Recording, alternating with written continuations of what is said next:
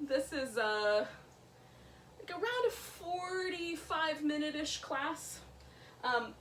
Vinyasa, it's gonna flow. So there's a few props that you might want to get yourself started.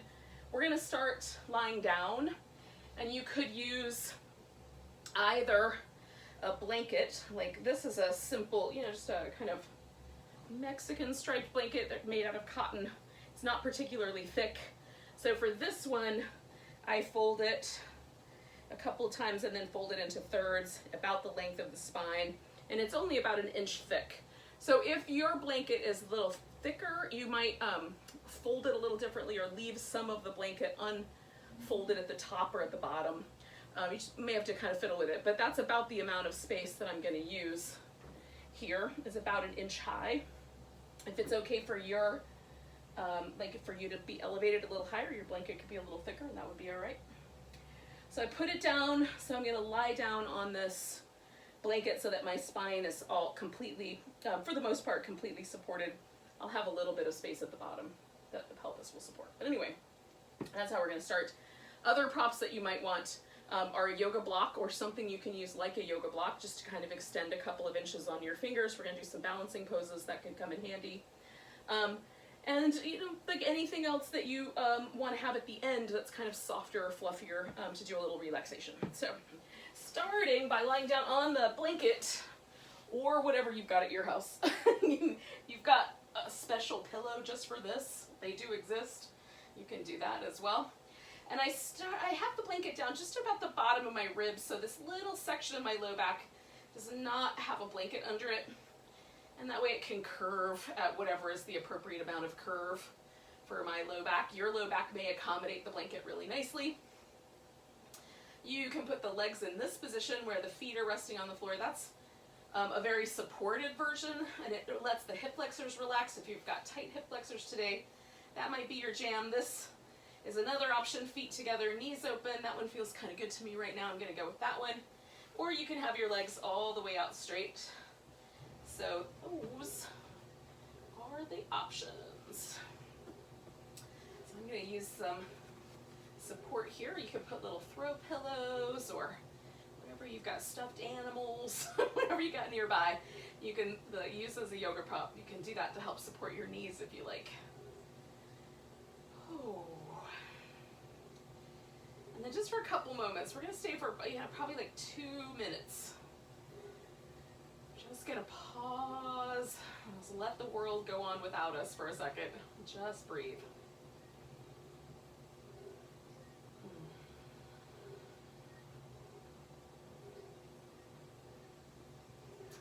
It's possible that just because of this changes with school systems or schedules or upcoming elections or anything like that, possible that you, like me, are feeling a little overwhelmed by the general tenor of life just these days.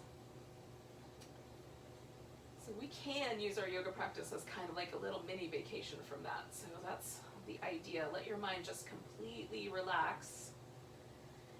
Any like little sticky thought patterns, if you catch yourself in those, just come back to your breath, come back to the pose. So that the next 40 minutes or so all become just an opportunity for you to be present and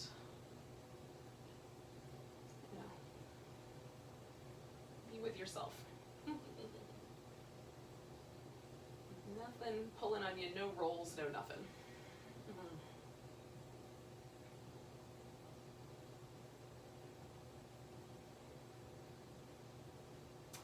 Noticing like there's a little bit more tightness on my right side, so I'm extending my right arm out and giving myself just a chance to relax that chest muscle just a bit more. I've even turned my head to the left just to let that side get a little bit more intensity. I'm going to take about 4 more breaths or so here.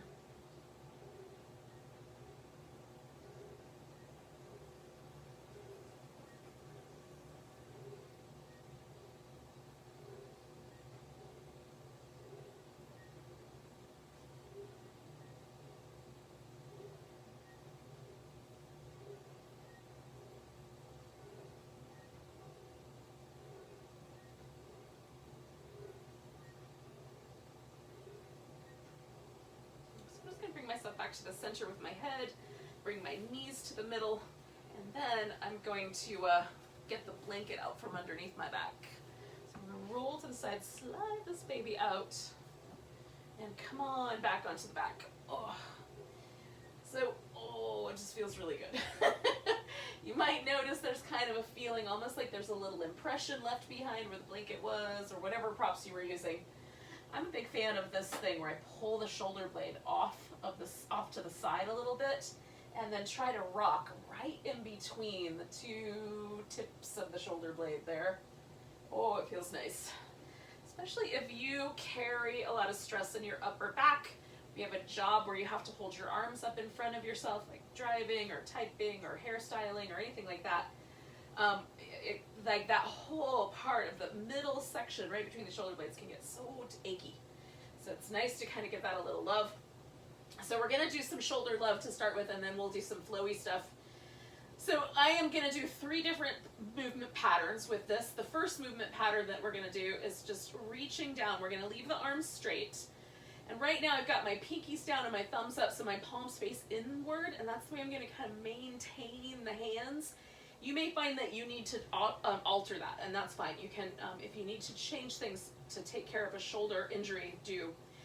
It's almost like we're trying to reach down to grab the feet. So you're going to reach down really firmly, and as you lift the arms overhead, you're stretching into that. So here, it's almost like I'm trying to pick myself up off the floor. And as I bring the arms overhead, I'm feeling these muscles having to kick on to hold my arms nice and stable, stretching up and overhead, and then coming on back. So we're going to do that 3 more times. And as I come back, it's the same thing. I'm stretching the whole way, stretching out. Oh, I love this because of the way the muscle has to shift with my arms. Like I can really feel every muscle in my arms and shoulders. And so, it gets everything a little warm. And then when I get to downward dog, it's already warm and toasty. It's nice. So 1 more time. Oh. So reaching out nice and long.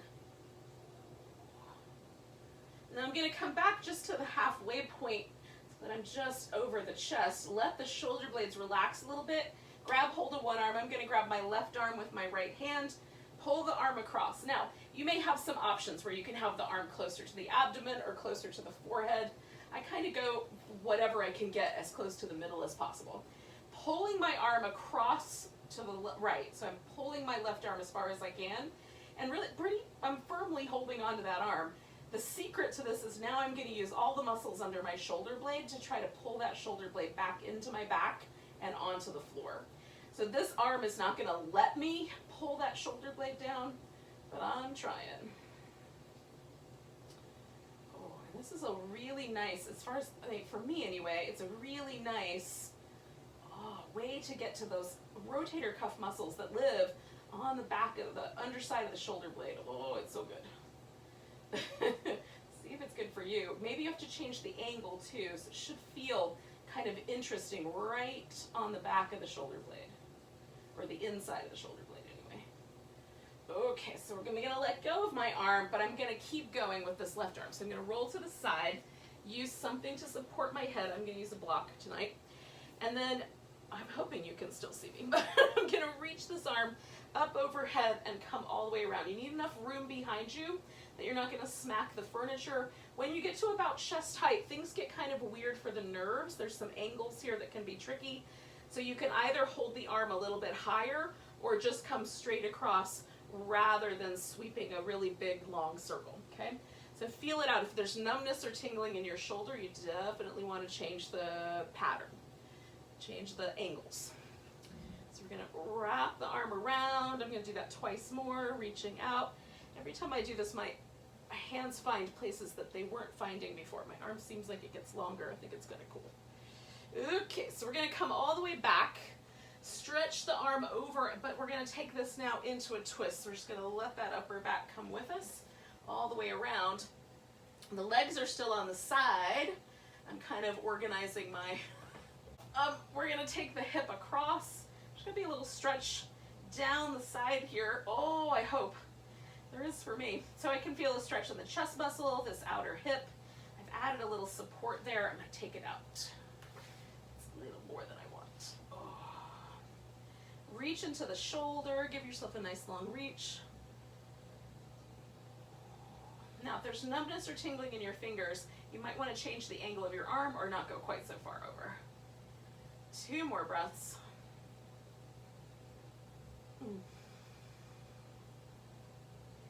All right, so I'm taking this top leg, bringing it back, and then I'm going to take that left arm. For me, it was the left arm. For you, it might have been the right arm, but I'm going to shake that arm out. And then just for a moment, pause and check out both arms in relationship to each other and the shoulders. And is there a difference in the way your shoulder or your arm or your neck or anything on this side? Is there a difference between the left and the right? For me, it just feels like the left arm is just a little bit closer to the ground. It's subtle but nice. So we're going to take the arms back up to chest height. I'm going to take this arm across, grab hold of my right arm with my left hand. And again, I'm pulling with the left arm and then trying to get that right shoulder blade back into place on my upper back. Resisting with the left side and really trying to work that down. Ooh, I like the stretch.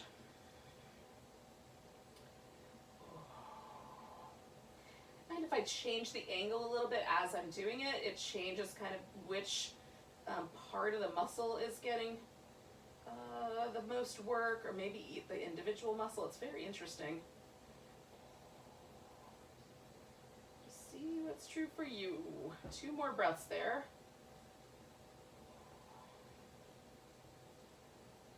All right, so I'm going to keep going all the way over the other way, and we're going to do that circular pattern again.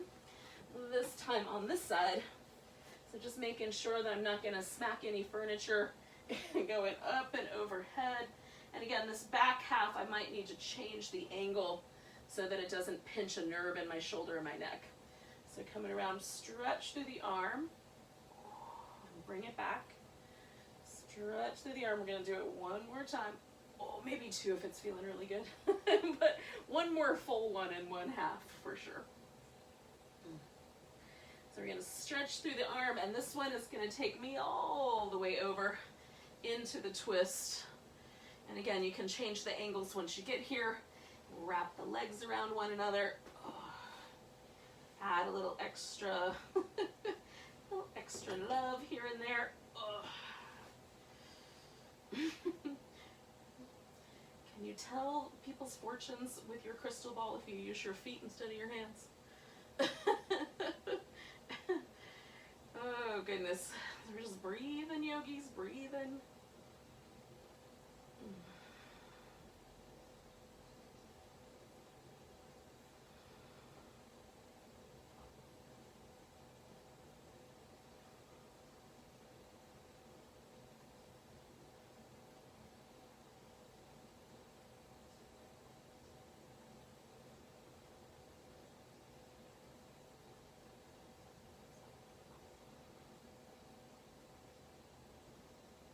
Two more breaths, yogis.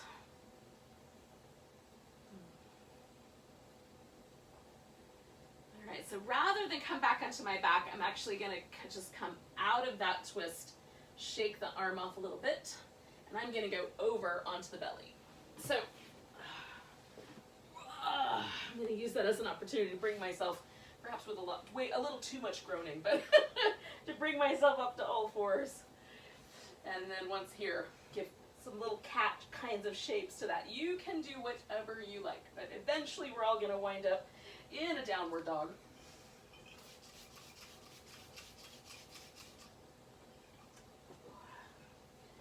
So you can kind of find your way into down dog from wherever you are right now. Oh, goodness. Now, downward dog's not your jam. You can stay with the all fours position. There's reasons you may not want to have your head below your hips, and so downward dog does do that. So if you are of that mindset for whatever reason, you can certainly just keep the all fours, and you'll just, everywhere there's a downward dog, just migrate to a standing position or a plank. One of those two, depending on which half it is. Now when you've had enough downward dog fun, you're going to walk your hands and feet together and wind up in a forward bend. Now I'm going to hang out in my forward bend for a little bit and do a little side to side movement. And some kind of up and back, because hanging upside down feels really good to me. But if this is not your jam, your low back is not a happy camper with the upside down, then maybe come to a more level place or come all the way to standing. So we're all going to wind up there in a minute.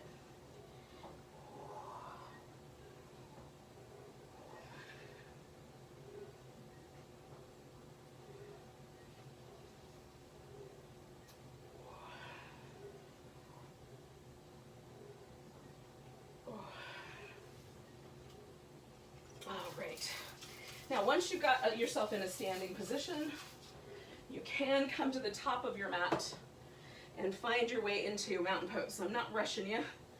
Just when you get there, get there.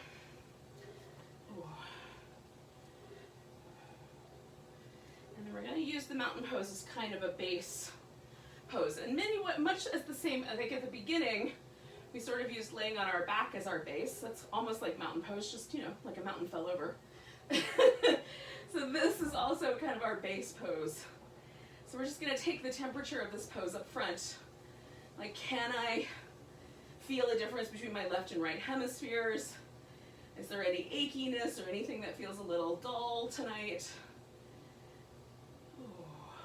Maybe there's just a, you know, no, you're just a blank slate. There's nothing pulling your mind at all with your balancing, but with your mountain pose.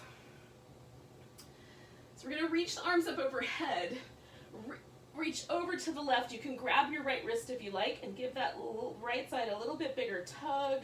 We're coming back to the center, shifting the weight to the right. We're going to pick the left leg up.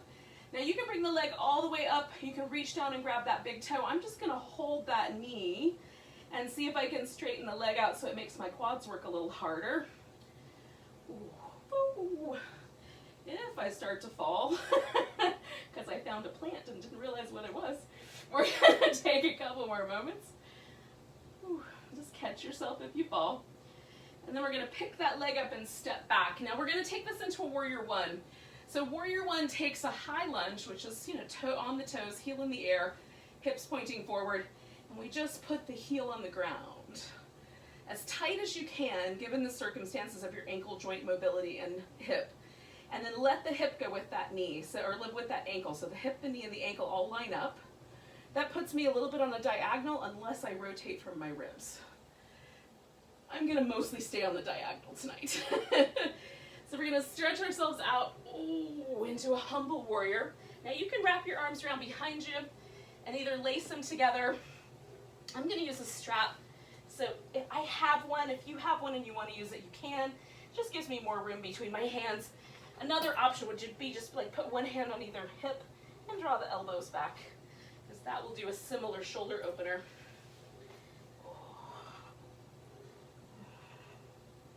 So I'm pressing the feet into the mat and stretch the mat a little bit between my feet.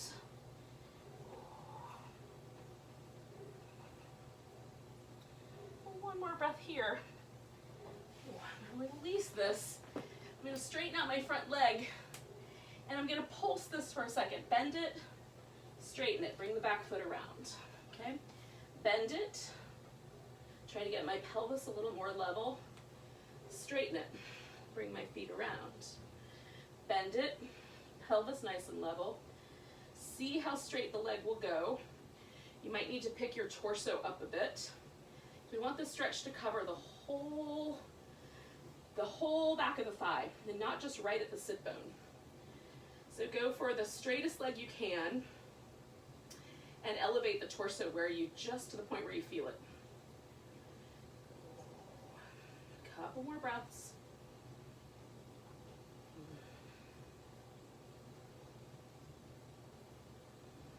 Last one.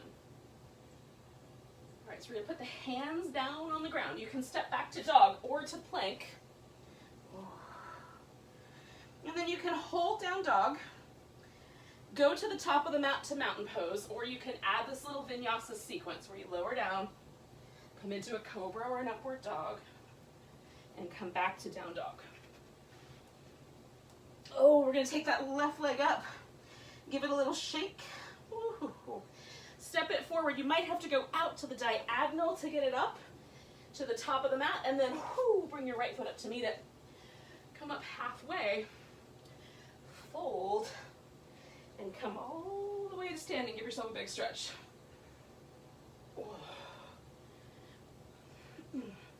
One of the things that often happens with Vinyasa yoga classes is that people step their foot up between their hands, but that's not accessible to everybody.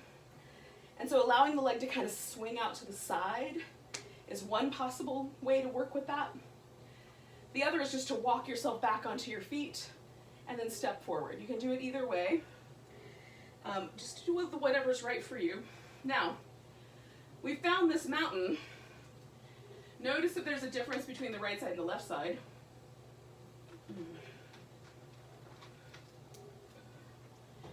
And then we're going to take the arms up.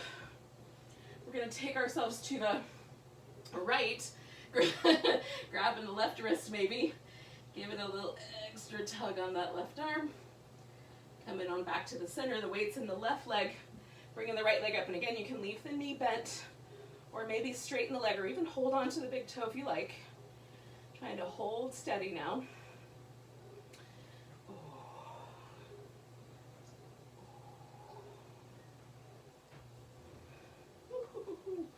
Two more breaths. And then we're going to step back and find that warrior one shape. And again, you might keep your torso turned more to the front, or let yourself go more on that diagonal. I'm going to stretch myself out here into this humble warrior. Now this time I'm going to do a different thing with my arms. I'm going to elevate them. I'm going to use a block and a pumpkin, or maybe just a pumpkin. You can use furniture, you can use whatever you've got at home. But just so my arms are a little higher up. And then I'm going to let my head kind of drop through and feel that shoulder kind of stretch that happens right there. Stretch the mat between your feet. Don't forget to breathe.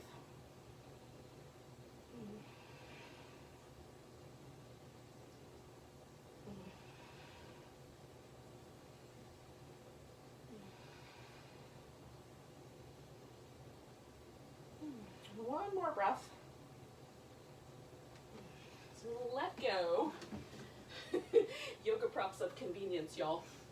And I'm going to bring my back foot around just a little bit. Okay? I'm working on straightening this leg and then seeing, can I get my hip level? Adjusting the legs. So I just bring the feet in, see what happens if I try to level things out. And then I'm going to see at what point folding forward do I feel that stretch across the whole thigh, and at what point does it really start to cinch in at either the knee or the sit bone. I'm going to pause right before that point and breathe. And it might be a little different on the right side and the left side. One leg might be different than the other.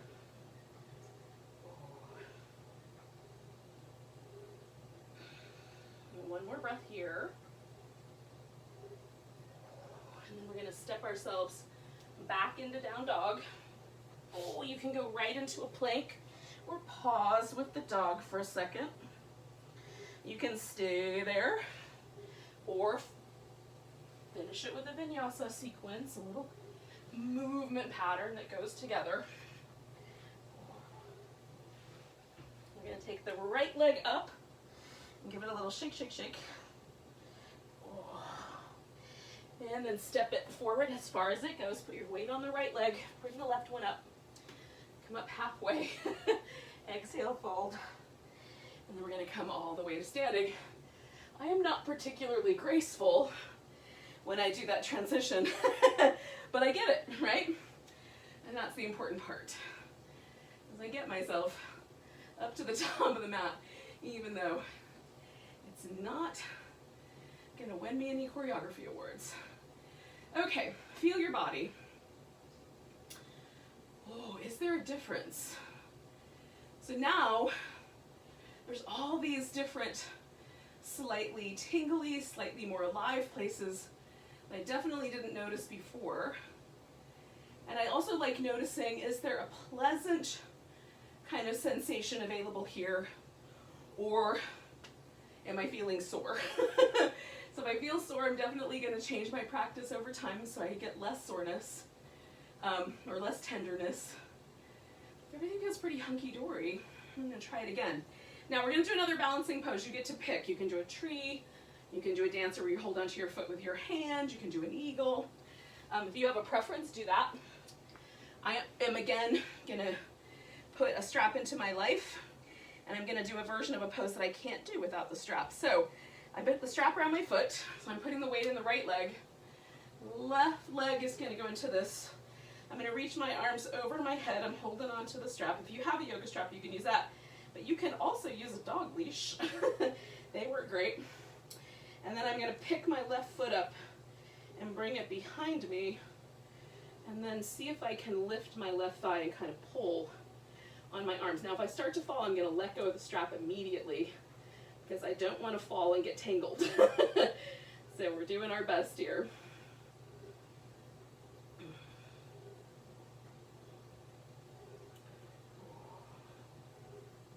Two more breaths.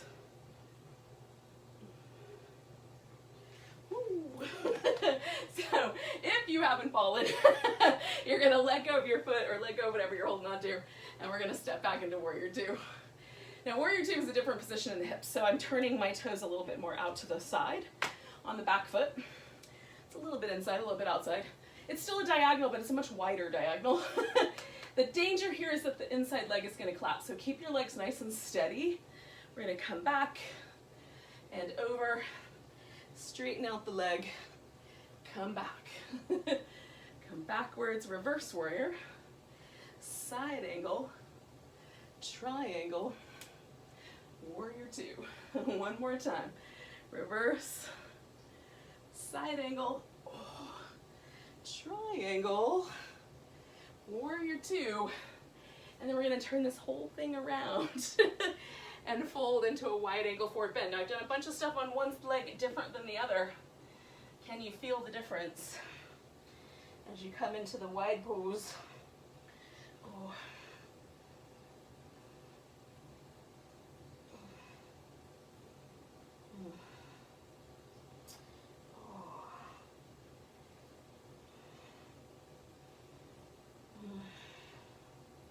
So noticing. So we're going to come around to the front of the mat. Step our foot forward. Come up halfway. Exhale, fold. Now I'm going to go ahead and get my strap where I want it so that next time I'm ready. I'm going to come all the way up to standing. Give it a big stretch. Find a mountain pose. And see if there's a difference between the two hemispheres. Oh, I find it so interesting. Anyway, okay, here we go. So we're going to do the balancing pose you did last time, but on this side. Alrighty.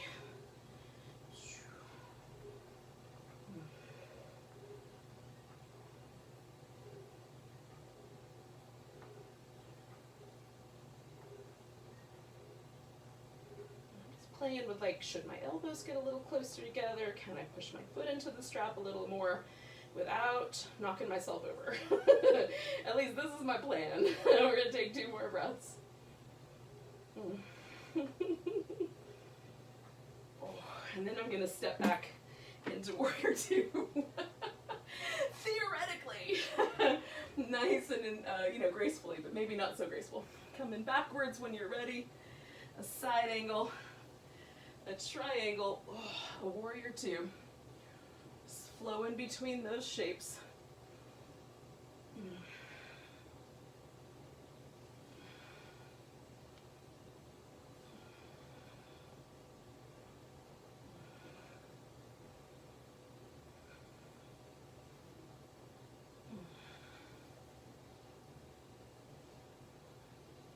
I'm going to do one more little sequence.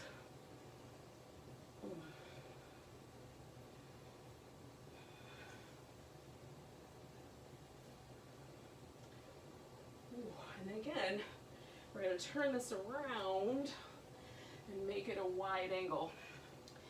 I'm going to take this wide angle, I'm going to turn around so you guys can see what I'm doing, but I'm going to take this wide angle and make it a little more mobile. So I'm going to take the feet and turn them outward. So the big toes kind of point when I bend my knee. I want my toes to kind of point the same direction. So I'm just going to test that out on both sides. And then I'm going to float from one side to the other, just a little bend in the knee. Now you can go into a deeper squat. I'm being conservative here. You can do what is right for you. Listen to your knee and your hip and follow their guidelines. Muscles in your thigh might have things to say to you.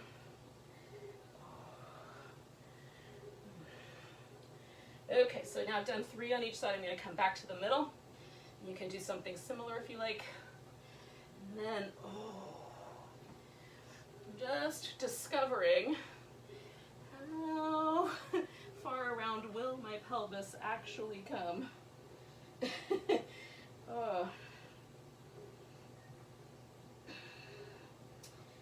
I'm sure I ended a sentence with a preposition just now, but sorry about that. So we're going to take ourselves back to downward dog. If downward dog's not your jam, you can go right to a plank.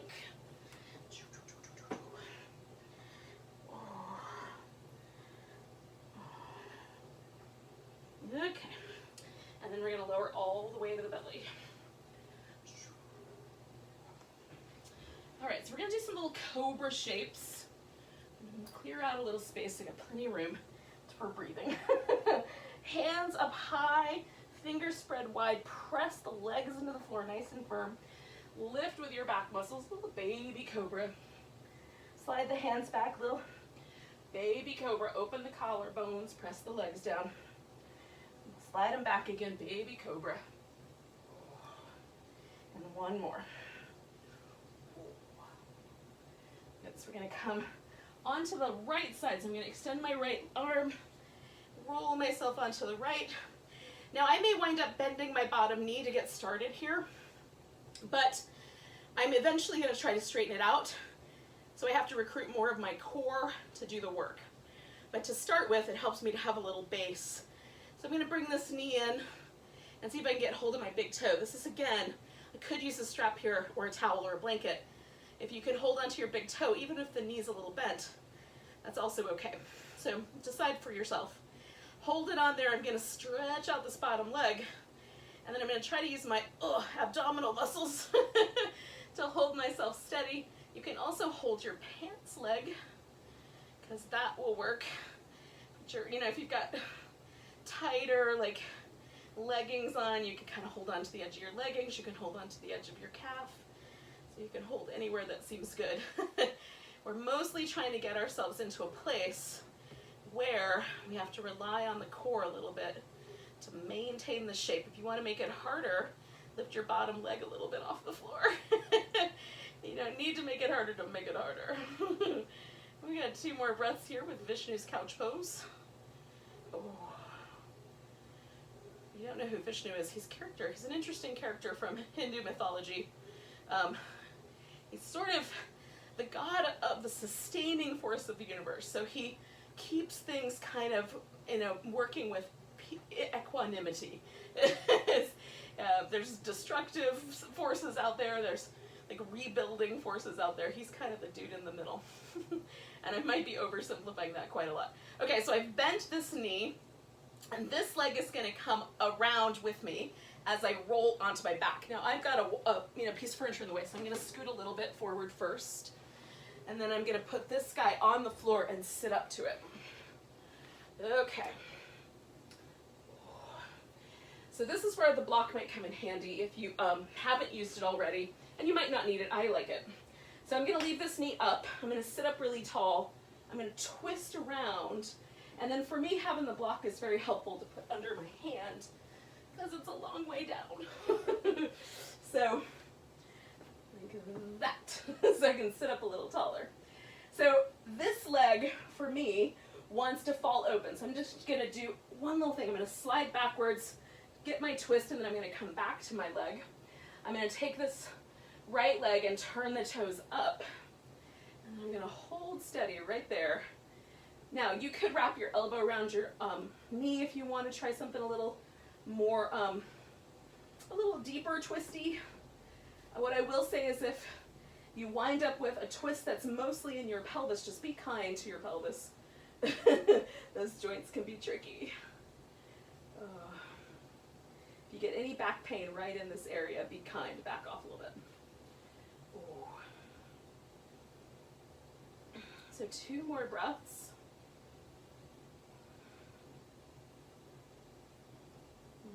And then I'm going to come around with my exhale. I'm going to turn a little bit this way so you can see what I'm doing. I'm dropping my knee open to the side. Now, what I just did is I leaned and shot my right sit bone out a little bit so that when I came down, I was facing a diagonal. That just gives me a little bit more, kind of puts my torso in line to do this next pose. So I'm going to stretch my right side out nice and long. I'm going to take the right side over the top of that right leg. And just like I was holding on to my toe in that little Vishnu's couch pose, I'm going to reach out and see if I can hold my toe again. And again, you could wrap a strap around. You could hold onto your pants, onto your calf muscle, whatever you can reach. And then this arm we're going to turn so the palm faces up, and then we'll try to bring that straight up over the ear and reach through both sides of the waist.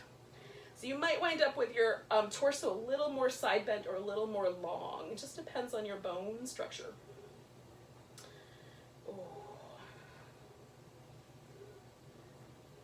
Create as much length as you can down both sides of your waist.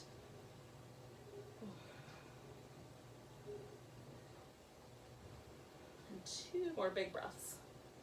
Be kind to the low back on that left side. That's where it's going to get really stretchy. Last one. And then come on back up. Ooh, we're going to let that whole thing go. Now, can you feel how there might be a little difference between the left and right hemispheres? Left and right shoulder blade, left and right side waist. Oh, it's kind of fun. So we're gonna go back into our Vishnu's couch pose on the other side. So I'm gonna go this way so that I can do my right leg. Okay, so I've got my left arm as a pillow. I'm gonna try to hold on to my right big toe. And again, if that's too far away, I have all this other possibilities.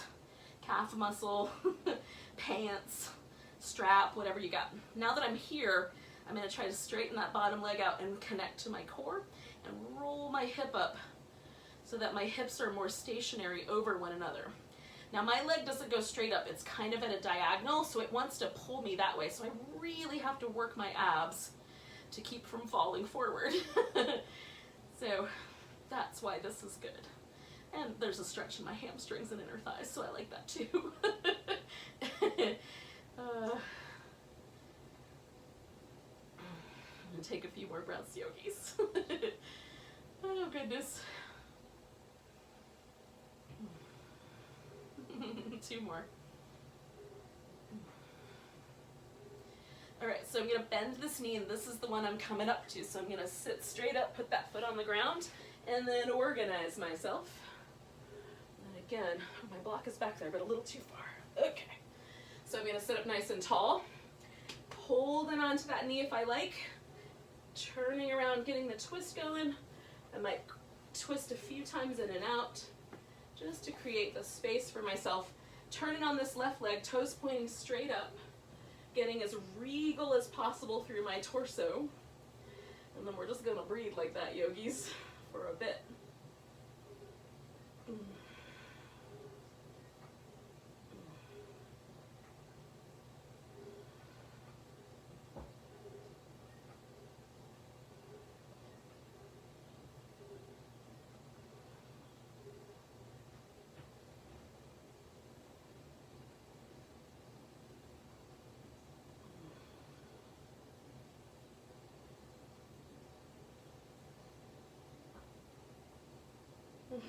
Two more breaths. Whew. Okay, and then I'm coming around. And again, I'm going to kind of turn myself a little bit, but you could just drop that knee open on your mat. Again, I'm going to kind of shoot my, this time my left sit bone a little forward. So when I settle and I line my torso up with my pelvic bones, I'm on a diagonal or down the center line of this pose. So you can do it a little bit more and you'll turn more towards the bent knee, right? However much space you want. So we're gonna come out over the leg, and then I'm gonna lengthen a little bit, reach my arm out, palm facing up, and then I'm bringing that arm straight over my ears. The palm will wind up facing down a little bit, and then you can experiment from there as to how much space you can make. Try to create as much length as you can on both sides of the waist. So we're not crunching under here, we're creeping some space, but we're getting as much length as feels good. Make sure these low back muscles back here are still happy with you. Oh, they're sensitive little muscles, y'all. 2 more big breaths.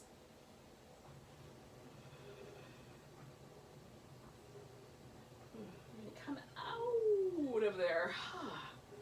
Rinse out a little bit through your neck, through your shoulders. Does it feel a little more even? I feel like a little more even. There's a slight difference because I just did one sequence, so there's definitely a little difference. But there's a slightly more balanced feeling between my shoulders and the 2 sides of my waist. It's time for relaxation. Yay! I don't know, I think it's the best part. Not everybody loves it as much as I do. So I'm gonna take a blanket and put that underneath my legs. It's folded exactly as it was at the beginning here. I'm gonna roll down onto my back. And I like the blanket quite high, so I pull it right up against the bottom, right up against my little gluteal folds there. You might like yours more underneath your knees, or a little bit farther down the thigh, like the middle of the thigh. Just kind of find where it's right for you. When I pull it up tighter, I get a really good sense of my low back being very neutral. It doesn't feel like it's overarching or underarching. It's just right. So snuggle the shoulder blades underneath. Let go a little bit through the legs. You might even spread out your toes a couple times. Get a little ankle movement. And then let the legs settle. Now we started lying down, we're ending lying down. So it's a nice, again, we're just coming back to this mountain pose. This is usually called corpse pose, but it's exactly the same as mountain pose. We just, changed it 90 degrees. But notice how gravity is different. And we're just coming home to where we started. Let yourself take some nice deep breaths, and then let the breath just take care of itself. After a couple rounds of just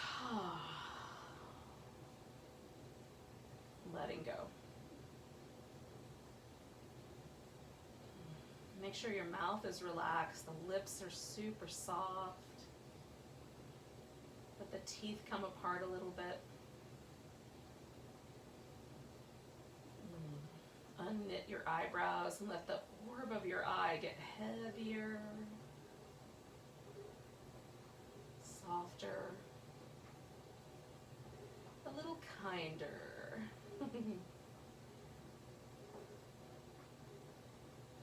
The world sometimes makes me feel flinty-eyed, so I like that yoga allows me to get all doe-eyed and kind.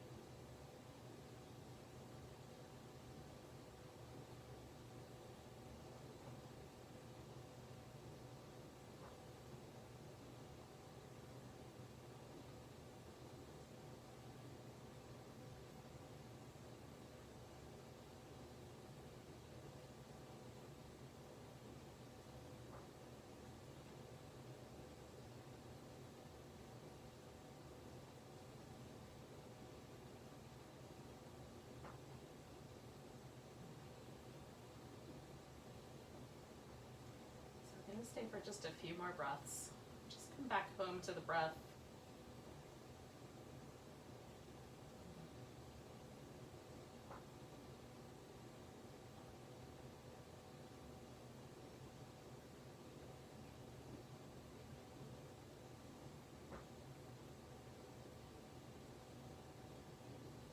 Notice whether this few minutes that we spent here did the job. Did it unwind you a little bit and bring you back to yourself? Or would it have been better to stay a little longer? Some of us, you know, at least I can speak for myself, often my nervous system gets so wound up it takes at least 6 or 7 minutes for it to completely unwind. Now the practice definitely helps, but just notice for you, like, does it still feel like you're sort of lifting yourself up off the mat? Or was that enough time for you to really let go? It's just kind of a self-education moment here. Because you're at your house and you could stay longer if you wanted to. For our purposes here, we're gonna stretch ourselves out nice and long. Oh, do a little banana stretch to each side, kind of like we did when we got to the mountain the first time. Oh, and then we're gonna bring the knees in and give ourselves a little back massage. Now you can rock side to side, you can make a little circle, you can put your feet on the ground and just do this like you would do, like little windshield wiper kind of moves with the legs. Some people like that one better. You can do either or both. I like both.